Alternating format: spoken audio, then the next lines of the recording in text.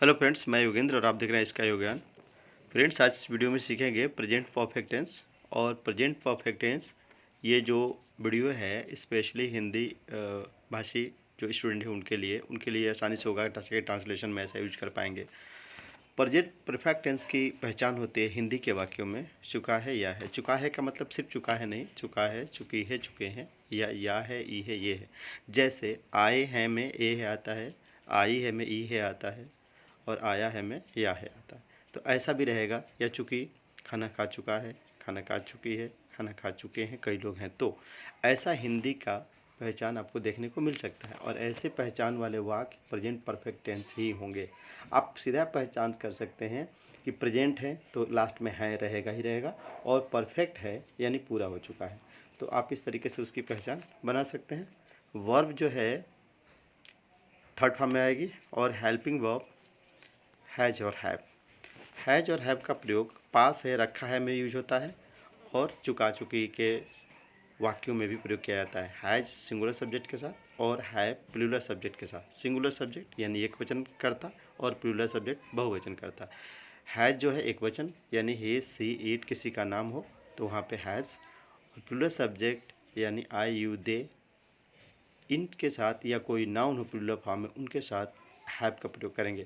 इस तरीके से इसकी पहचान, इसके वर्ब फॉर्म और इसकी हेल्पिंग वर्ब आप जान चुके हैं। आगे देखते हैं। प्रेजेंट परफेक्ट टेंस में अलग अलग सेंटेंसों को अलग अलग ट्रांसलेशन के साथ आप देखेंगे, जैसे अफर्मेटिव, निगेटिव, इंट्रोगेटिव, और इंट्रोगेटिव में भी दो फॉर्मेट होते हैं। तो हम पहले अफर्मेटिव को देखेंगे, जिसको हम पहले पॉजिटिव भी कहा करते थे। ऐसे सेंटेंस जिसमें किसी बात को स्वीकार कर लिया जाता है। अफर्मेटिव में हर किसी बात को स्वीकार किया जाता है। जैसे राहुल बाजार से लौट चुका है, ये एक्सेप्ट किया जा रहा है कि लौट चुका है। नेगेटिव में उस बात को नकार दिया जाता है कि नहीं लौटा है, ऐसा कुछ। तो अफर्मेटिव सेंटेंस में जो उसका फॉर्मेट होता है बनाने का, वो subject plus helping verb plus verb plus object होता है। यानी राहुल बाजार से लौट चुका है, तो राहुल, उसके बाद हेल्पिंग वर्ब हैज़, उसके बाद वर्ब लौटना रिटर्न, और उसका थर्ड फॉर्म रखेंगे तो रिटर्न, और बाजार से यानी फ्रॉम बाजार। तो इसका आप ट्रांसलेशन करेंगे, राहुल हैज़ रिटर्न फ्रॉम बाजार। कामायनी एक्सप्रेस स्टार्ट से स्टेशन पार कर चुकी है, तो इसमें सब्जेक्ट है कामायनी एक्सप्रेस, पार कर चुकी है वर्ब है, हेल्पिंग वर्ब हैज हैव का प्रयोग कर लेंगे, बाकी जो बचे हुए ऑब्जेक्ट हैं उसको बाद में लिखेंगे। तो कामायनी एक्सप्रेस और सिंगुलर है तो एक ही ट्रेन है, तो हैज़, और पार करना यानी crossed, Itarsi station, Itarsi station, Kamayani express has crossed Itarsi station. इस तरीके से हम अफर्मेटिव में ट्रांसलेशन करेंगे। बड़े ट्रांसलेशन में आप और भी एक तरीका अपना सकते हैं कि सब्जेक्ट और हेल्पिंग वर्ब और लिखने के बाद, वर्ब लिखने के बाद पूरे बचे हुए ऑब्जेक्ट को पीछे से लिखना शुरू करेंगे, तो भी आपका ट्रांसलेशन बन सकता है। जैसे कामायनी एक्सप्रेस सब्जेक्ट हो गया, हैज़ हेल्पिंग वर्ब, और पार कर चुकी वर्ब। अब इसके बाद जो बचा उसको आप वन बाय वन करके लिख दीजिए, जैसे पीछे साइड से, जैसे स्टार्ट से स्टेशन तो स्टार्ट से स्टेशन, और कुछ रहता तो उसके बाद उसको लिखते हैं हम लोग। नेगेटिव में subject plus helping verb plus not plus verb plus object, ये फॉर्मेट होती है, ये उसका फॉर्मुलेशन होता है। और इसमें जब अब आप सेंटेंस देखेंगे हिंदी के, आज पश्चिम उत्तर प्रदेश में वर्षा नहीं हुई है, नहीं हुई है, या नहीं हो चुकी है, तो इस तरीके से ये प्रेजेंट परफेक्ट टेंस है। और आप इसका जब ट्रांसलेशन करेंगे तो आज पश्चिम उत्तर प्रदेश में वर्षा नहीं हुई है, तो आज का टुडे, और वर्षा होना न होने में सब्जेक्ट जो है इट का प्रयोग किया जाता है। तो इट हैज़ नॉट रैंट, तो रैन का थर्ड फॉर्म रैंट इन ईस्ट यूपी, पश्चिमी उत्तर प्रदेश, ईस्ट यूपी। इस तरीके से हम लिखेंगे ईस्ट यूपी। तो इसका ट्रांसलेशन होगा today is not had in east UP. Next sentence है, डॉक्टर ने इस पर्ची में कोई इंजेक्शन नहीं लिखा है, तो इसका ट्रांसलेशन होगा डॉक्टर, तो डॉक्टर का द डॉक्टर, सिंगुलर है सब्जेक्ट तो हैज़ का प्रयोग, उसके बाद नॉट का, क्योंकि इसमें हेल्पिंग वर्ब का नॉट लिखते हैं। आप यहाँ देख सकते हैं यहाँ पर कि help subject plus helping verb plus not, तो नॉट, उसके बाद वर्ब, वर्ब जो है लिखना, तो डॉक्टर के लिखने को राइट नहीं कहते हैं, प्रेस्क्राइब कहते हैं। तो सो प्रेस्क्राइब्ड कोई इंजेक्शन, तो कोई इंजेक्शन का एन इंजेक्शन, ये इसका ट्रांसलेशन होगा। डॉक्टर ने इस पर्ची, इन दिस स्लिप, इस पर्ची में, तो इन दिस स्लिप लास्ट में लिख देंगे। तो बच्चे बताया गया है, हमको पहले बता चुके हैं कि यदि आपको ट्रांसलेशन हिंदी का करने में बहुत दिक्कत जा रही हो तो पहले सब्जेक्ट लिख लीजिए, फिर हेल्पिंग वर्ब, फिर वर्ब, और वर्ब लिखने के बाद जितना बचता है उसको बैक साइड से लिखना शुरू करिए। जैसे डॉक्टर पहले लिख दिया, उसके बाद हेल्पिंग वर्ब, उसके बाद लिखना को प्रेस्क्राइब्ड हो गया। अब पीछे साइड से कोई इंजेक्शन तो एनी इंजेक्शन, उसके बाद क्या है पीछे साइड से देखिए तो पर्ची में इन द स्लिप, पर्ची में, इस तरीके से उल्टे क्रम में लिखना शुरू करेंगे तो ट्रांसलेशन हो जाता है। तो ये आपका नेगेटिव का होगा और ये अफर्मेटिव का होगा। नेक्स्ट स्लाइड देखते हैं हम। प्रेजेंट परफेक्ट टेंस के इंट्रोगेटिव में देखेंगे, और इंट्रोगेटिव सेंटेंस जो होते हैं वो दो तरीके से होते हैं, आप इसको बहुत अच्छे से समझ लेंगे। एक क्या से शुरू होने वाले होते हैं और दूसरे ऐसे सेंटेंस जो क्या से शुरू नहीं होते हैं। यानी हर इंट्रोगेटिव सेंटेंस के लास्ट में ये क्वेश्चन मार्क तो लगा होता है, ये जो क्वेश्चन मार्क है सब में लगा होता है, लेकिन उनकी मुख्य जो वेराइटी दो तरह की होती है, वो ये होता है कि वो क्या से शुरू है या क्या से नहीं शुरू है। तो क्या से शुरू होने वाले वाक्य अलग होते हैं और क्या से नहीं शुरू होने वाले अलग होते हैं। जब क्या से शुरू होते हैं तो उसका स्ट्रक्चर हो जाता है, पहले हेल्पिंग वर्ब, फिर सब्जेक्ट, फिर वर्ब, फिर ऑब्जेक्ट, और ऑब्जेक्ट को तो हम उल्टे क्रम में लिख देंगे तो भी हो जाएगा।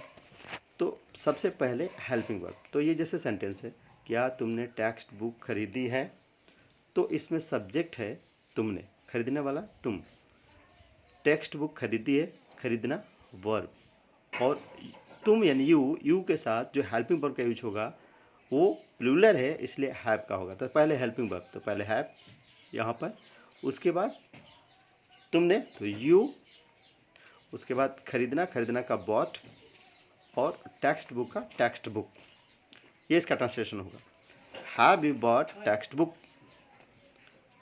उसके बाद क्वेश्चन मार्क, फिर उसके बाद क्या तुम्हारे यहाँ वोट हो चुका है, यानी इलेक्शन में जो वोट होते हैं उसके बारे में कहा जा रहा है, क्या तुम्हारे यहाँ वोट हो चुका है। तो क्या पहले आया है, तो पहले हेल्पिंग वर्ब का प्रयोग, स्ट्रक्चर का ध्यान रखेंगे हमेशा इस स्ट्रक्चर का, क्या तुम्हारे यहाँ वोट हो चुका है, तो इसके लिए पहले हेल्पिंग वर्ब, तो हेल्पिंग वर्ब पहले, वोट हो चुका है यानी वोट ही होना, ये वोट ही आपका सब्जेक्ट है। तो हैज़ इलेक्शन ओवर, ओवर जो है एक वर्ब है, ख़त्म हो जाना, has election over at your place, at your place question mark यहाँ पे नहीं लिखा गया है, छूट गया है, सॉरी इसके लिए।